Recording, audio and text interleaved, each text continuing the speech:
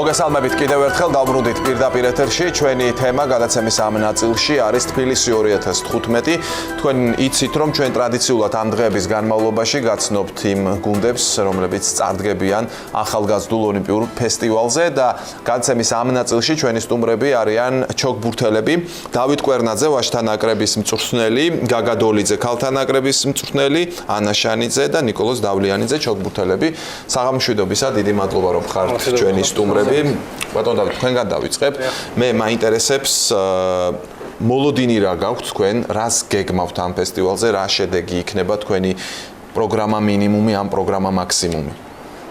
მედალისთვის ვიბრძოლებთ მაქსიმალურად, იმიტომ რომ ბავშვები აგერ ბატონ ნიკოლოზი მეხუთეა, ეგრევე ვთქვათ, წლის ხრებიან წელის ხრებით, როგორც კენჭის ხრით იქნება. ანი არის მე-12, თავის ასაკში დიდი შედეგები აქვს და ნახოთ იმედები გვაქვს, რომ მედალს მოვიღოთ. მედალს რას ოქროს მედალზეც პრეტენზია. შესაძლებელია. ბატონ გაგა, თქვენ რას გვეტყვით? მეც ვეთანხმები ბატონ დავით, შევეცდებით რომ მაქსიმალურად რაც შეიძლება კარგი შედეგი ვანახოთ.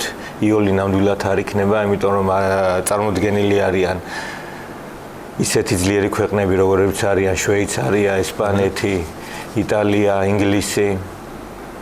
ამიტომ შევეცდებით, რომ მაქსიმალურად აი ამ ჩამოთვლილ ქვეყნებთან შედარებით ჩვენ რა დონეზე ვართ? მოდით ჯერ ისევ თქვენ კითხავ და შემდეგ ბატონ დავითს. ბევრად ჩამოვრჩებით მათ სათამაშო დონით? არა, მინდა გითხრათ, რომ ბევრად არ ჩამოვრჩებით. ესე თუ ისე პოცსაუჭათა კავშირის ქვეყნებს წამოვეწიეთ და უფრო ბევრ ქვეყნებს უგებთ უკვე ბოლო დროს. შანსები ამ ქვეყნებთანაც გვაქვს. გასაგები, ბატონ დავით, კონკურენტებზე თქვენ რას გვეტყვით? უფრო ყველაზე ძლიერი კონკურენტი ალბათ მაინც რუსეთის ნაკრები იქნება. ამ უჩვეულო ძლიერები მაინც ბიჭებში და გოგოებში ისინი არიან. მე ალბათ პოლონეთი და დანარჩენთან, ანუ მე ვთვლი რომ 50-50-ზე შეიძლება უფრო მეტი ურადესობა ჩვენსკენ იყოს. მე ცოტა ხანში ისევ დაგიბრუნდებით, მანამდე ჯერ ნიკოლოზს ვკითხავ შემდეგ ანის მოსამზადებელ პერიოდზე როგორ ემზადებით, რამდენად კარგ ფორმაში ხართ და რამდენად მზად ხართ, რომ აი მაღალი მიზნებისთვის იბრძოლოთ, რაზეც თქვენი მწვრთნელი ლაპარაკობდა. მემზადები საკმაოდ კარგად, დილის ვარჯიშები გვაქვს და საღამოს ვარჯიშები. ვარ საკმაოდ კარგ ფორმაში და იმედი მაქვს, რომ კარგ შედეგს ვანახებ და ველოდები კარგ შედეგს. კი ბატონო, ანა. შენ რას გვეტყვი, როგორ ემზადებოდ?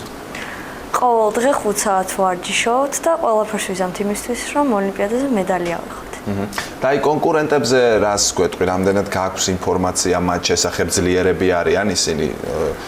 როგორ ფიქრობთ, გაგიჭირდებათ მათთან ასპარეზობ? გაგვიჭირდება, მაგრამ ყველაფერს ვიზამთ, რომ გავიმარჯვოთ. კარგი, მინდა აღნიშნო, რომ ანი დიდ ასაკში ასპარეზობს, ასაკი არის 2000-2001, ანი არის 2001-იანი და ასპარეზობა უწევს თავიზე 1 წლით წელნახევრის დიდებთან. უფროს ასაკის გოგოები. მაგრამ მაინც იმედიანადაა განწყობილი. კი, მე მაინტერესებს თქვენც კითხოთ ამ მოსამზადებელ ეტაპზე, აი პირობებზე, რა პირობებშიც ემზადებოდნენ თქვენი ახსასდელები? პირობები და ნორმალური იყო შესაბამისად, ეხა რა კორტიც გაიხსნა, ანუ შეკურთის ახალი დაახლოებით იგივე ჰქონდა ვაგის პარკში და შესაბამისად იგი გავდიოდეს ეს მოსამზადებელი პერიოდი ამ ვარჯიშებს და თან კარგად ჩაიარა.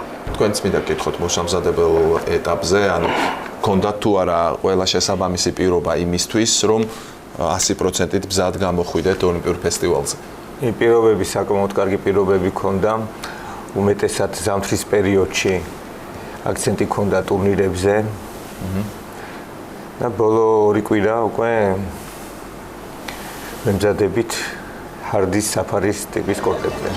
კარგი, და ბოლოს ვიდრე დავასრულებთ ჩვენს საუბარს, მე მინდა გკითხოთ, აი ამ ასაკში რა ასაკის ჩოგბურთელებთანაც თქვენ ახლა შეხება გაქვთ, რა არის ძირითადი პრობლემები, რა არის ძირითადი გამოწვევები, რომელიც უნდა გადაილახოს და რომელშიც ხელშეწყობა ჭირდება ჩოგბურთს?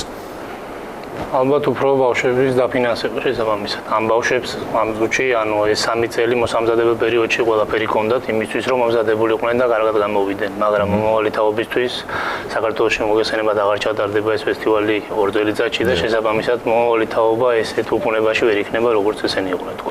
ყველაზე რთული ასაკი ჩოგბურთისთვის არის ეს ასაკი თუ არა, ჯერ არ მისვლა. ალბათ უფრო 17-18 წელი. საქართველოში ძირითადად ნამდვილად ხდება ხოლმე ან დანებება, ან აგზელება. და რა არის ამის მიზეზი? ფინანსები ისევ და ისევ ძვირი სპორტია და შესაძლოა. და ბოლოს მაგასახშიც უკვე უნდა მიიღოს გადაწყვეტილება, სწავლა გააგრძელოს თუ ამ სპორტით დაკავდეს და. ბატონო, უფრო ხშირად ანუ ანებებენ ამ 17-18 წლის ასაკში, სწორედ რაც ბატონმა დავით მოთქო ფინანსური პრობლემების გამო. 6 ჩოგბურთი ესე თუ ისე იწყება, 16 წლამდე არის მოსამზადებელი ეტაპი, რომელიც რა თქმა უნდა კარგად უნდა გაიარო, ფიზიკურად მომზადებული უნდა იყო, გამოცდილება უნდა მიიღო ამ ასაკში 16 წლიდან, უფრო ალბათ ფინანსებთან არის. თუ ამ ასაკამდე 16 წლამდე კარგად მიხვედი, 16 წლიდან ყველაზე მთავარი მაინც ფინანსებია რა თქმა უნდა. გარდა იმისა, რომ შეიძლება წარმატებას მიაღწიოთ და ამის პერსპექტივას ხედავთ, რით არის ეს ფესტივალი აი კონკრეტული ჩოგბურთელებისთვის მნიშვნელოვანი? მათ ისინი შეიძლება შეამჩნიონ სხვებმა და შემდეგ მიეცეთ შესაძლებლობა, რომ საზღვარგარეთაც გააგრძელონ კარიერა. რა თქმა უნდა, ანუ მაგითი მუდმივად ეს ტურნირები რაც გვაქვს ევროპის ჩემპიონატები, რასაც დადიან ეს ბავშვები უკვე არაერთხელ ნამყოფები არიან, იქაც აქვთ მაგის შანსი, თან თავისუფლად შეიძლება მიაღწიონ.